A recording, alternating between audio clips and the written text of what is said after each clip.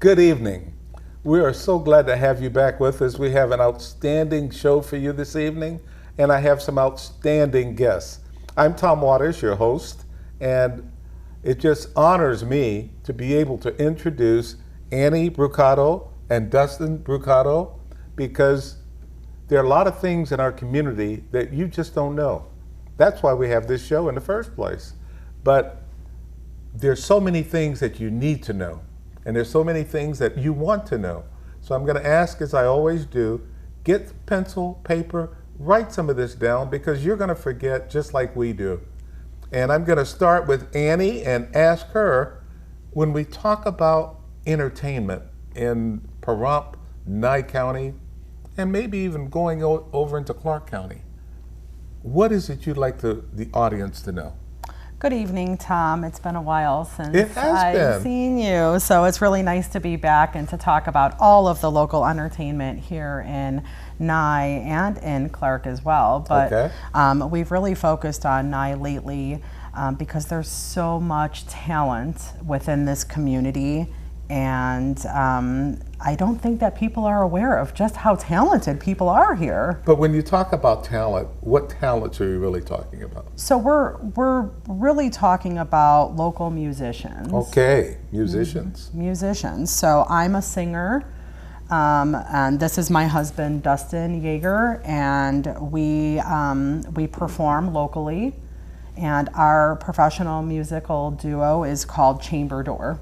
Okay. So we've been doing a lot of local gigs, but we also have, we've actually performed out of the country as well. So yeah, and we're going to be performing again out of the country in Jamaica in September. In Jamaica? Oh man, this is fantastic. Yeah, so we have a blast doing it. We love it. He's a guitarist, and we perform everything, all genres, from the 50s all the way up until to local. Current stuff. So yeah, it's pretty cool. About how many, when you talk about the two of you, is it something that the two of you do, or is it something that you do with other groups? I would say, Tom, that it's both. What do you think, Dustin? Yes, we've worked with other musicians in town, but for the most part, Chamber Door is just the two of us. Okay. And you know, for us that works, and that's the way, you know, we like to do it, and people seem to like it. But we played with bands, and a lot of the other bands that you know, they collaborate together as well, and most of us know each other and support each other in this town. Chamber Door, how did you come up with that name? So it's actually funny because I love Edgar Allan Poe. Okay. And Chamber Door is something that he speaks of in his poetry, The Raven, especially. Okay. And the meaning behind it is really, you never know what's behind the chamber door. That's a fact. Okay. Right. So, you know, there's a lot of times also that we'll have guest artists that we'll invite up onto stage with us to perform a few songs as well. So you never know. It's always a surprise with us. So hence, Chamber Door. Yep. There you go. This is fantastic. Can you tell us some of the things that you do? I know later on we're going to show a video of it. But what are some of the things that you do, just to let the audience know? So there are all kinds of events that are in town and in Las Vegas as well. Currently, we are performing at a venue here locally called Artesian Cellars. Okay. And that is on June 21st. It is a Saturday from 6 to 9. Okay. It's free. It's a free event. Free live Write music. That down. Free live music is awesome. Everywhere that we perform and everywhere that all the different artists perform, it's all free live music. Oh, beautiful. Yep. So we've performed, recently we've performed at the Black Cow Coffee House here in Pahrump. Okay. I'm familiar with that. Yep. We perform also at the Wine Down, Nevada. Yes. Okay. There are all different venues that we've performed at and that other artists locally have performed at. For example, the Hub, Rhinestones, Wild Side, Artesian Cellars, Wild Side, yeah, a bunch of different places. Coyote Den Fall Festival. We'll be performing at Fall Festival. Oh, everybody can look forward to that. Oh yeah, we performed. This is going to be great. We performed last year, and it was a blast. We had an amazing time. Tiffany puts on the art walks. Yep, Tiffany White Cloud, she puts on the art walks, which are free events also with vendors and all kinds of live music and talent. I just met Tiffany about 2 weeks ago, so this is bringing it all home. This is great. Mm-hmm. Yeah, we love it. I mean, we work with all different artists. I have a list of local musicians. We have some people that actually are like award winners. It's crazy. John Michael Ferrari. I think everybody knows him. Oh my gosh, he's amazing. And Pepper J. Yes. These people are amazing. This is all here live, and you know, in Pahrump locally, we have Country Mike, who does all classic country music. Yeah, we have a bunch of people. Tiffany White Cloud, Walking in Circles, that's with her dad, George Golson. Okay. They perform at the Wind Down a lot, the Hub a lot. That's another venue here in Pahrump. If somebody wanted to get all the dates of where all the artists are going to be, including you, how would they get that? Well, there's a lot of groups on Facebook, and most of us are parts of those groups. There's local musician groups, as well as just about any of the local Pahrump Facebook pages. If you go on there, most of us advertise, and the venues advertise us very well too. So if anybody's a part of that, any Pahrump Facebook page should be able to give them the information. Yeah, most of the events are going to be advertised on Facebook. Okay. That seems to be the go-to. Definitely. Okay. For advertising these days. And there are also places that host karaoke, like the VFW. Oh, yes. Yep. Tim Warrenberg on Wednesday nights. Again, free. Go there and sing your heart out. Maybe have some chicken wings there. They have really good food there. Yes. Very friendly, very nice, open to the public. Or you could just sit and watch, which is always fun too. Yeah, just a lot of really cool stuff. Lynn Peterson, No Apologies Band, Mikey Ruhan, he's a bass player, guitarist, vocalist, Scott Heberlein, percussion, Castle Band, Alden Ameo, he plays in Las Vegas a lot, Tracy Baker, guitar and songwriter.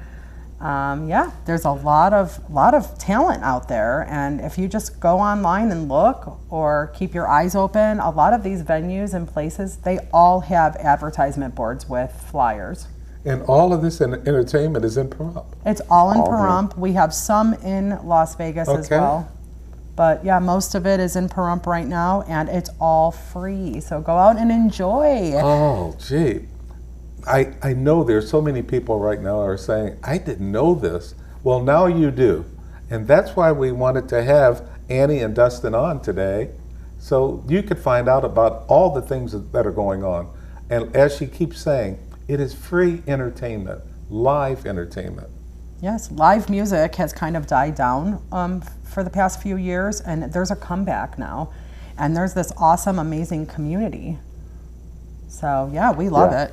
Any Friday or Saturday night in Pahrump, it's reaching a point where you have multiple choices of venues that you can go and watch live entertainment. Yep, even at the Nugget. Almost every weekend, yes. The Nugget Pahrump too. Nugget, they have some wonderful bands there. I know over at, is it Steelbound now? Steelbound, they'll be doing some stuff. I don't know if Danny Pillman's still there, but he had a weekly, yeah, Danny basically Pillman. a residency at that venue. At the Mission Men. Yeah. They do a lot of country music as well. We do a variety of stuff. We do everything from Nancy Sinatra and the Everly Brothers all the way to Red Hot Chili Peppers. There's an event that's going to be happening in October, which is by Mr. Greco. He's doing it's called a Rumble Rhythm. It's a battle of the bands here in Pahrump too, with cash prizes. That's going to be really cool. Hosted at Great Basin. Oh, this is fantastic. Oh yeah. With all of this information that we're putting out, we want everybody to know that it's available, and the fact that you've brought it to us, I think, is even better. And for all of you, I'm hoping that you're writing this down. You can go on Facebook. You can find so much, and that's what it's all about. And it's free. But we also have a video that we want to show you right now to talk about the performances.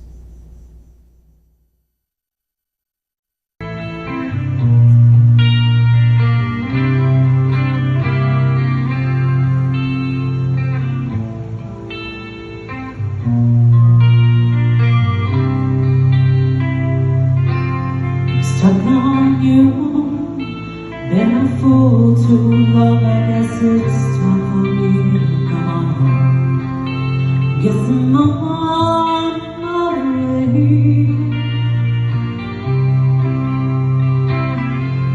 It's so hard to see that a man like you could wait around for a woman like me. Guess I'm on my way. Might be glad to stay.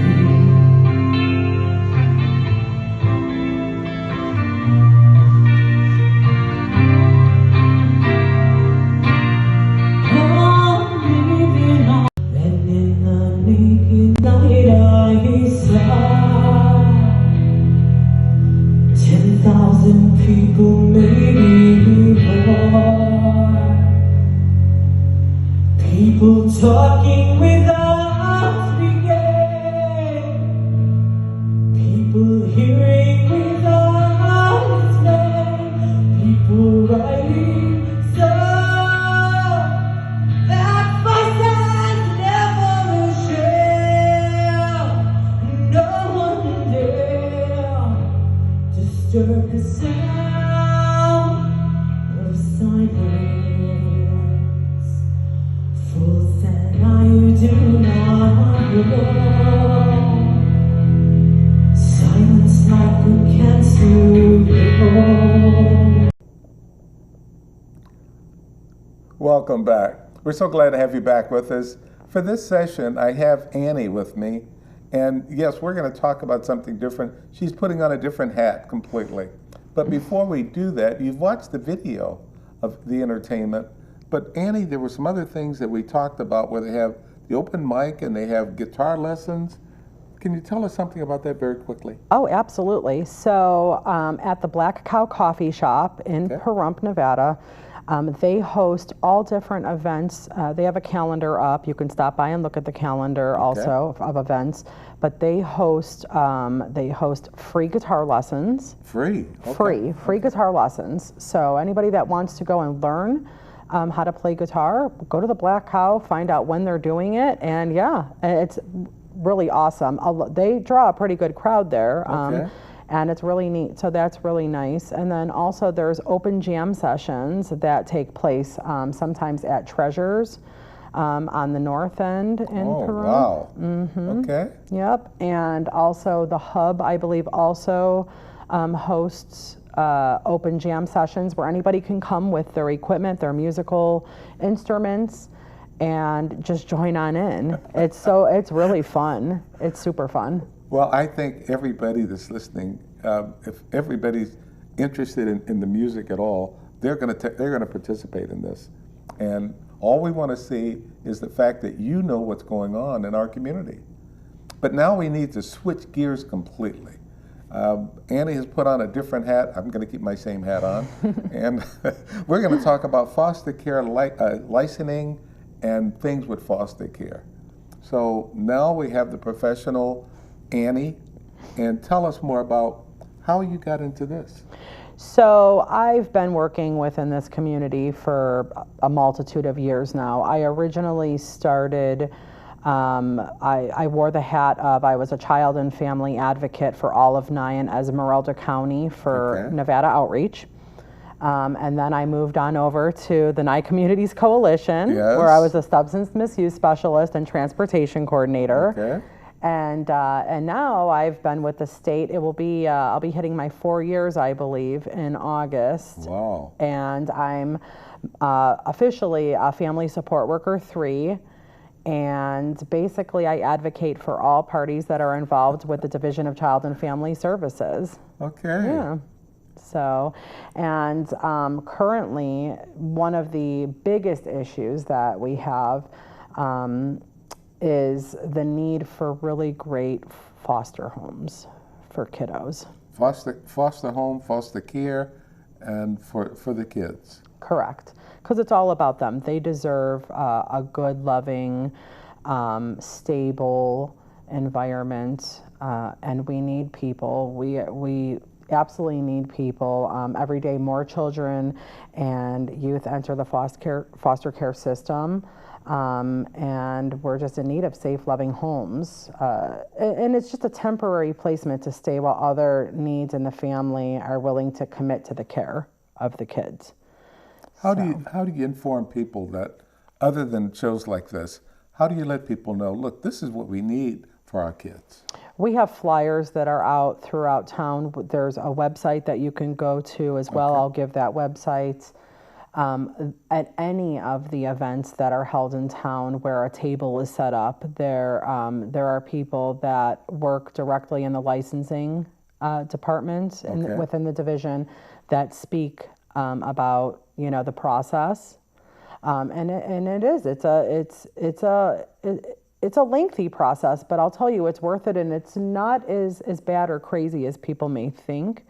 And if you can just spread the word, talk to people at your church, talk to your neighbors, because it really is, it fills your love tank when you're able to do that. It's, rural Nevada, children are removed from, those areas, and sometimes they have to be placed in, outlying communities, which is away from their family, friends, and everything that is home to them. Okay. So if we can get good foster homes and licensed, within our community, that's even better. That's what we're in need of, for sure. If somebody was interested in being a foster parent, what would they have to do? Now, you talked about the website. They can go to the website and find out some of the information.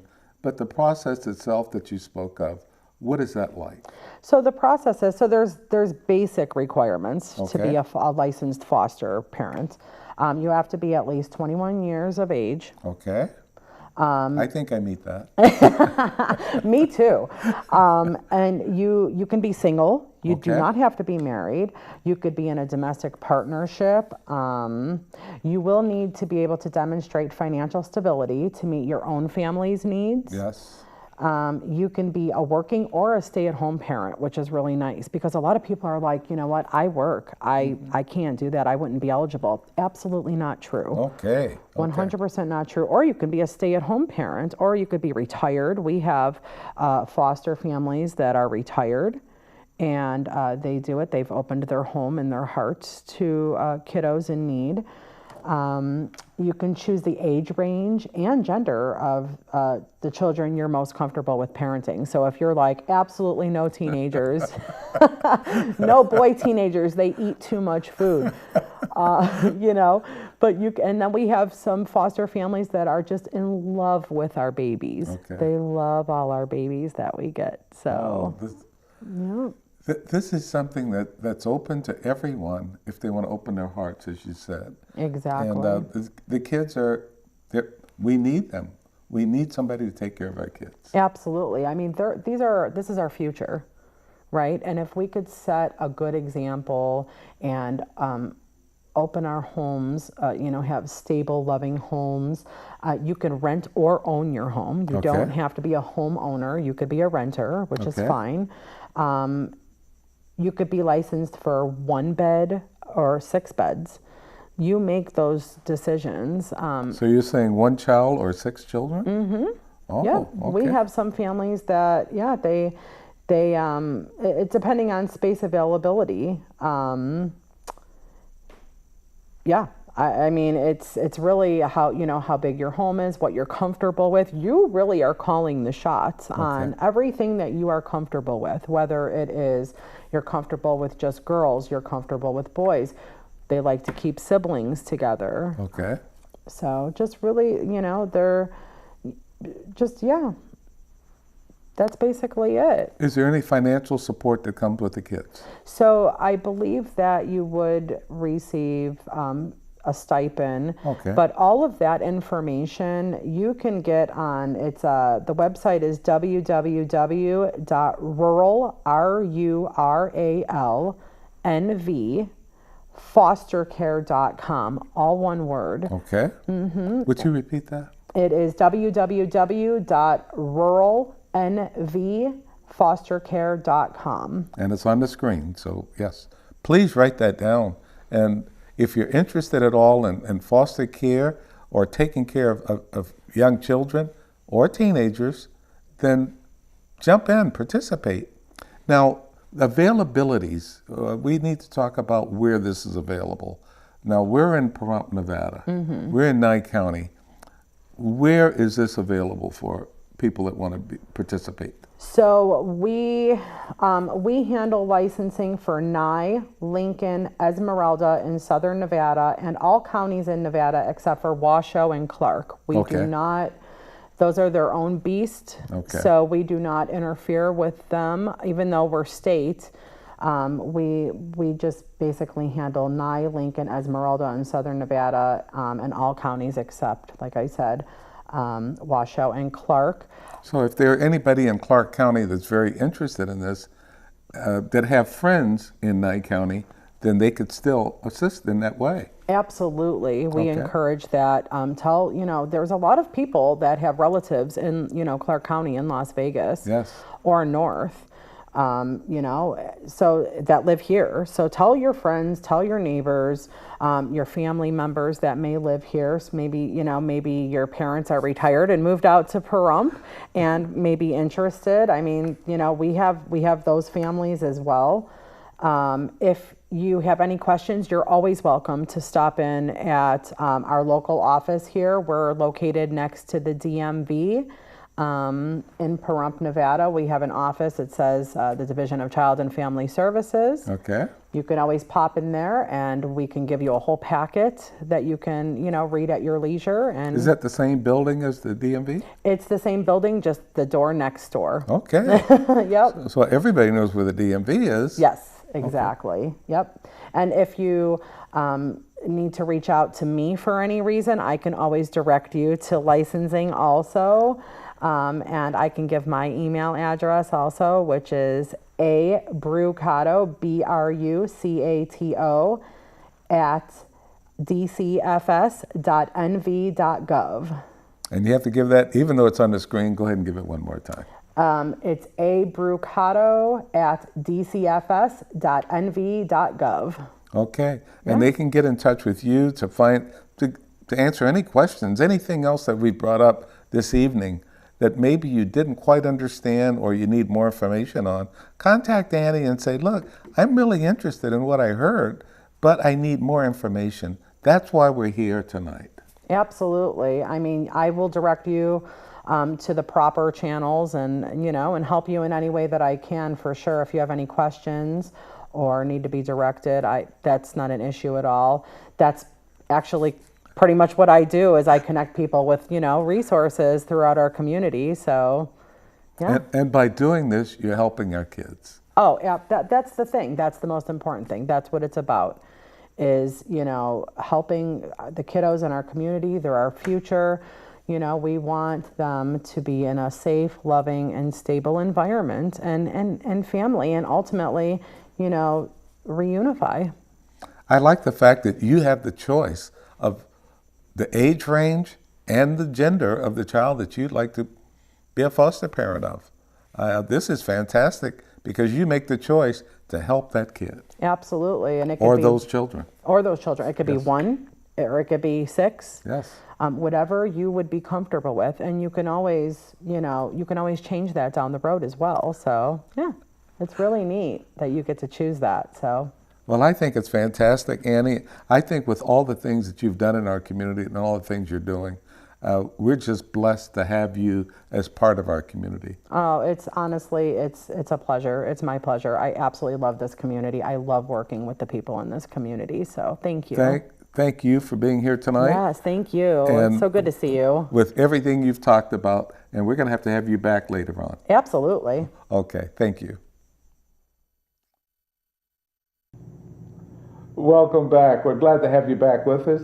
I have another guest. His name is Ed Bevilacqua. Close. Close enough. Okay. Go ahead and pronounce it for them. Bevilacqua. Bevilacqua. Bevilacqua. Bevilacqua. Right. Okay. Yeah. So now we've got that out of the way, but I'm going to call him Ed because it's so much easier. And with that, Ed does so much in our community.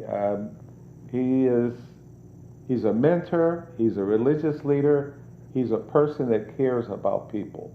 And once you meet Ed and talk to him for just 5 seconds, you know that here's a person that cares enough about people to do what's necessary for people in need. But Ed, I need you to tell the audience where are you from, and let them know something about your background. Okay. Well, that's quite an introduction. It's always an honor to be on this show because this is so important for the community. All communities need to know who we are, yes, where we're from, what we're about, because especially now with the internet, cell phones, AI, it's easy to get pulled down into just a million miles deep and 1 inch wide. Yep. And so, I'm appreciative to be on here for the second time, and I hope I can do enough to get an invite for next year too. You'll be back. You'll be back. I'm originally from the Bay Area. Okay. From a town that used to be small when I was born, 3,000 people, Pleasanton, which is now 80,000 people. Wow. Okay. And I was born in Oakland. I went to school in Silicon Valley at the Jesuit University there and got an undergraduate degree in finance, and then I went on to get a law degree in San Diego. Okay. Not to practice law though, because in the 80s, there was a poll in California that said by the year 2020, there will be more lawyers in California than people. So okay. I have been an entrepreneur most of my career, and I decided to go to law school for like self-defense, get a black belt in self-defense. And so I did that, and I've been involved in entrepreneurship, and had the good fortune of actually going to prison in California for white-collar crime. And that's a long story in itself, but I experienced what it's like to be in prison. Okay. So an educated person going to prison, and what I can say is that the people that are in prison grew up under a different story than most of the people that didn't go to prison. So yes, I'm a couple years younger than you, I think, but I was brought up with you can be anything you want if you're willing to work hard enough to do it. Yeah. You want to be an astronaut, all you have to do is do what you need to do to be an astronaut. Okay. When I got to prison, I found there were people brought up under a different story entirely, which is anything you have, somebody will take. Nobody's going to give you anything. Yep. And you can't trust people. And of course, that's kind of like, that's the end of your career type of thing. Nobody's going to hire you if they don't trust you, right? That's right. Even if it's 7-Eleven. If they believe you're going to let all your friends come in here and have whatever they want, I can't hire you. You got a great personality, but I can't trust you. And so while I was in prison, some pals of mine from before, including Nolan Bushnell, the founder of Atari, created a curriculum to help people when you get out of prison to learn the skills you need to learn to get a livable wage, a job that's stable, meaning, and at a livable wage. Okay. And so from 2011 until 2020, pretty much, we were helping people in prison. I had classrooms in 3 state prisons, get out of prison and then stay out. And we were helping about 700 people per year. Oh, that's fantastic. And then we bought a property up here to get, when people come out, to decompress them. Okay. If you've been in prison for 5 years, being released to the streets of Las Vegas is overwhelming. Yes. So, and you don't have ID, and so bring them here. And so that was the plan. Everybody agreed. And then once we did that, it was, oh no, you're not going to do that here. So we've had to pivot several times. Yes. And had the great opportunity of meeting the Tom Waters of the Helping People side, Kathy McKenna, who's a good friend of yours, who helps more people than anybody by far, and who's also, like you, very smart, and like you, has vision. So smart people with vision can get things done. Mediocre people with no vision, really hard, really, really hard. So. Yes. Kathy now has that property, and she's helping people who need help the most. And we have about 50 beds to help people as well. And I'm very excited about our newest project, which is called Pahrump Cares. Okay. And that is the community's stopgap to the new ordinance that was passed, the anti-camping ordinance. Yes. So the anti-camping ordinance is designed for the residents to feel good, comfortable, safe in our community.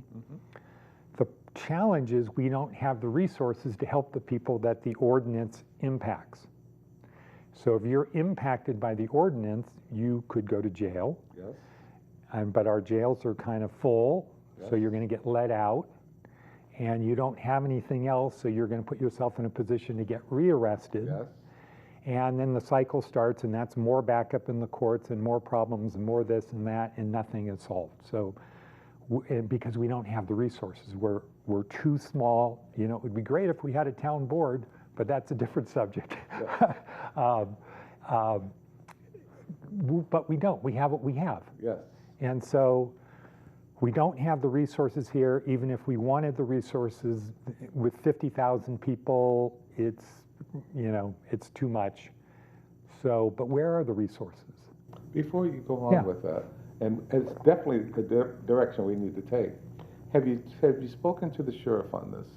And what is the sheriff's idea of having to rearrest people and so on, and then helping people in your program to having to move them out because we don't have the facilities here? Well, we're doing our best to work with the sheriff's office. Okay. And the sheriff is very good and very clear about, I don't make the law, I don't make the ordinances, I enforce the ordinances. Absolutely. And if somebody's breaking an ordinance, I have a duty to enforce the ordinance. And so our goal is to work with the sheriff. The ideal situation would be an officer who says, you're not supposed to be here by this fire hydrant. Here they can help you. Give them a card. Here they can help. That would be ideal. I don't really expect that, but that would be ideal to provide the officers, the detaining officers, with a means to, you can't do this, what you're doing, but they can help you do that. And that is really what you want, because you don't want to be living in the desert in 115-degree heat with 30-mile-an-hour winds blowing your tent over and dehydrating you, and you don't want that. So we would, we do our best to support what the sheriff is doing, recognizing that he's just enforcing the laws that are created. But the resources are, 60 miles away over there. And so the quarterback on this project, Kim Riggs, is with Company Acceleration. She was a state employee for many years, manager, Carson City, DWSS, and her team, Diana Stater, Matt Cox, they have built relationships with the doctors, the housing, the mental health, people that can get ID, the people that can do training. They have built relationships, and the people that they work with are like, yes, we can. And so I'm very proud to announce that Pahrump Cares is helping 42 people right now. Since that ordinance was passed, 42 people are in the queue to be moved. Some have already been relocated to Las Vegas. And do you want me to just tell you for 30 seconds what happens when they go? Yes, go ahead. Because this isn't the white bus now going to Vegas, the mysterious white bus.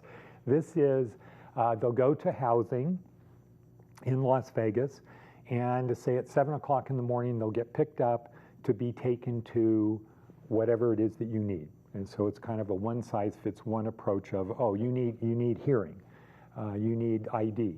Okay, well, we're going to get you set up to have your hearing and your ID taken care of. We're going to help you get your resume. Do you want to stay here in Vegas where there's more opportunity, or do you want to go back up there for whatever reason you have, family, whatever, but now you will be employable, and we will help you become employed if you want to go back or if you want to stay. So one-stop shop in Las Vegas, and they can stay there or come back. They can stay there or come back. I have bet a glass of wine with Kathy McKenna that people will decide to stay down there once they have the resources and the network that they can have. that there's more there. And my personal real thing is that if we can get the people back into church, that's the missing. That's the secret sauce. The religious component. The religious component, the faith-based component, is at the end of the day, that's the most important thing. Absolutely.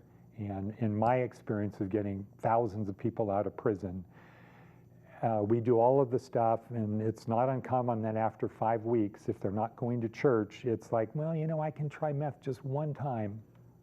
Yeah. And one of the great things about one of the great things about churches, including your church, is that it's a community of people to help people. Yes. It's not just, I'm only interested in my salvation, you get yours, I'm getting mine. It's like, how can we help you? Yes. And when I went to yours the first time, you were just so welcoming and introducing me to the people, and I think that's what it's all about. Okay. And there's a lot of churches in Las Vegas too. Even though it's Sin City, there's a lot of churches there. With everything you've talked about, it's just truly outstanding. And the overall theme is, how can we help the people that need help? And that's what Ed is all about. And because of that reason, that's why he's here on the show this evening. And we just wanted to make sure that you knew what was going on and the fact that we're here to help people. We want you to know that. We can contact Ed if you have any questions.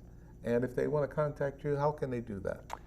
Well, the easiest way is by my cell phone, 760-547-4547. Our website, which I think will be on the screen. Yes. And, there's a number of churches. Most of the churches are involved in helping us, but the Methodist Church right now, once a month. Come back and join us for the next session. Right. Welcome back for our final session. Now, in this session, we're still talking about homeless, we're talking about people in need, but we're going to switch a little bit over and talk about veterans. Not completely about veterans, because veterans are in need, but there are other people in need as well. And we have something that Ed has put together, and it's called Fort Freedom. So, Ed, can you tell us what Fort Freedom is all about? Yes. Fort Freedom was an idea we had several years ago. And again, thank you for encouraging us to keep going, even though there's all of these obstacles. Everybody wants to do the right thing. Yes. And, but it's not always a straight path, right? Or maybe it's rarely a straight path. Yes. You've got to expect it's going to be a windy road. Fort Freedom is designed to help the subset of veterans who, it's usually because it starts with mental health, a lot of PTSD, and then that goes to self-medication or medication, then that goes to self-medication, and then just life kind of unravels for you. You start severing relationships with people, they start severing relationships with you. Pretty soon the world gets very dark and very small. It does. And so Fort Freedom is designed for veterans, only for veterans. Okay. Specifically for the needs of veterans. And I have a son-in-law who was a sniper in Afghanistan. Okay. And he was at Restrepo. He was in some stuff, and he got PTSD. And fortunately, he was able to get the right team of people at the VA to help him, and got him 100% service connected. And he's doing great now. He and my daughter are in Hawaii, in Maui. Okay. So I kind of, sort of by osmosis, but sort of firsthand, got a taste of the troubles that veterans have. And like with some of them that I've met around here, is you have PTSD, but it's not always apparent. That's correct.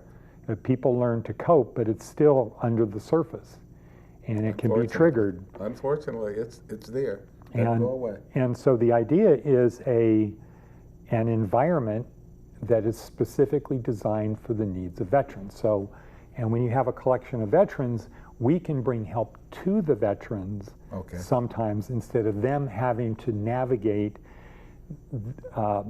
the anxiety-inducing thing of how do I get to there? And find it for themselves. And find it, yeah, especially if they have to find it for themselves. But even if it's like, okay, here's the transportation, they're going to do this and do that, it's a different lifestyle in Vegas where much of the resources are for veterans.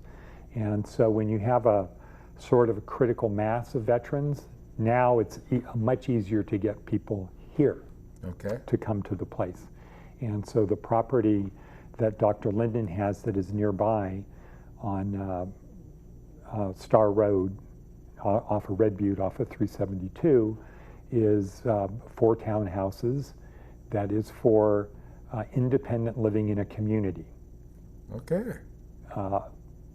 My understanding, my experience is that one of the things is to create community as a way to combat some of the problems that veterans have is, you know, I'm not alone.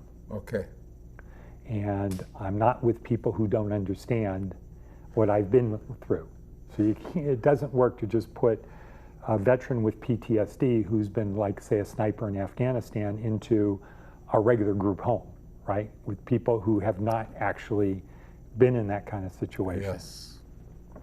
And so once again, you know, kind of the skills we learned from you, we learned from Kathy, is who are the people who have the vision to fill in the little pieces of the puzzle to get the 1,000 little pieces to put this thing together to work, and try to navigate through people who don't really understand and don't have a vision of it. And yeah, it just takes time, but you know, with faith and perseverance, we do it. We're getting there. Yeah, we're getting there. So Fort Freedom is designed for veterans, and some of the pictures that we have that are on the screen are of actual places that people are living. And if somebody treated their dog like people here are treated, including veterans, that person would be arrested. And so it's really unconscionable when you have veterans living in a trailer with no wheels, no power, no water, no sewer, out in the desert, and they're constantly being whack-a-mole. You got to move from here, you got to move from there. You know, the tough life you have gets magnified even more, because it's not only do they not care, it's they're trying to stop me, they're trying to get me. Okay. And now, are you working at all with the VA? Indirectly. So we're working with the VA through the veterans. Okay. Everybody does the best they can. Yes. And the people at the VA, I have never met anybody at the VA that says, hey, I've got time to do this, right? They're all busy. Yeah, and I've learned, it's like a lot of, when we're with pastors, we kind of learn that the pastors who say, well, we'll pray about it, that means no, right? The ones that say, okay, like Pastor George at the Methodist Church is, okay, let's make this happen, let's figure this out. Tony from Trinity, same thing. Some of them, other ones are, well, we'll pray about it. And, you know, so, you know, with the VA, we haven't found anybody who says, I have time. We try to work it through the veteran who can say, I have this opportunity, to whoever they're dealing with at the VA. And at some point, I think we have worked with the VA regarding, if you get the veterans, we will come. Yes. We'll send specialists out. We'll send caseworkers or people out to do whatever. If you do that, we'll do this. But on a today case-by-case basis, it's the vet saying, here's the help I've got, or here's the help I can get, on a one-on-one basis. And we're very happy with you know, Dr. Linden's psychiatric and his MD, and now because of Pahrump Cares, it has gotten expanded in Vegas. So if any veterans want to go to Las Vegas from here, we can bring them down there if they want to leave. But if they don't, we've got the property at Star. Oh, this is fantastic. I think it's something that veterans need. just as you've indicated, and I like the way you put it. But we still have the veterans out there that are still needing help. And some of the things that you've said, after this session is over, I'm going to recommend to Ed a couple of names of people that he can talk to that I think can help move this program forward. So it's not something we're going to talk about on the air right now because we don't know if it's going to happen or not. True. But I know Ed is going to follow up on it, and that's true too. We feel that the program itself is so necessary, so needed, that all we need to do is keep on trying. Just don't give up. Ed hasn't given up in all this time. He's run into some brick walls, and he's talked about those, but he's found a way to go around those brick walls. And sometimes that's what we need to do. But there's so many other people out there that want to help, and we haven't contacted them yet. Having time, free time, we don't have a whole lot of that. But there are some people that are willing to make the time to do and help Ed in what he's trying to accomplish for veterans and the other needy people that are not veterans that still need help. Well, I think that's a great last segment is we are a platform. Love Thy Neighbor is a volunteer group of people that want to help people. And I guess we can ask to make sure that's on the screen too. But you can always get it through my phone number. But anybody that wants to help can help through Love Thy Neighbor.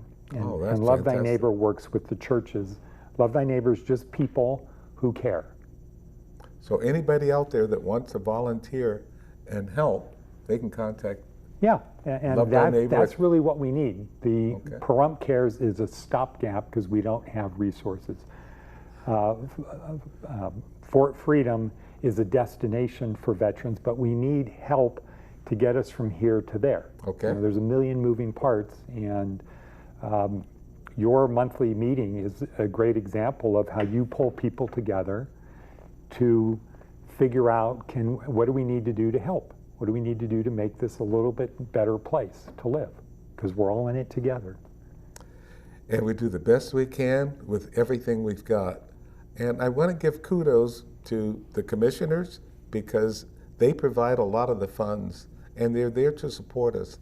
There are some people that when they think about some of the things that we're trying to accomplish, they want to beat up on the commissioners. Commissioners have an awesome responsibility, and some people just don't realize that. Do they make mistakes? They're human.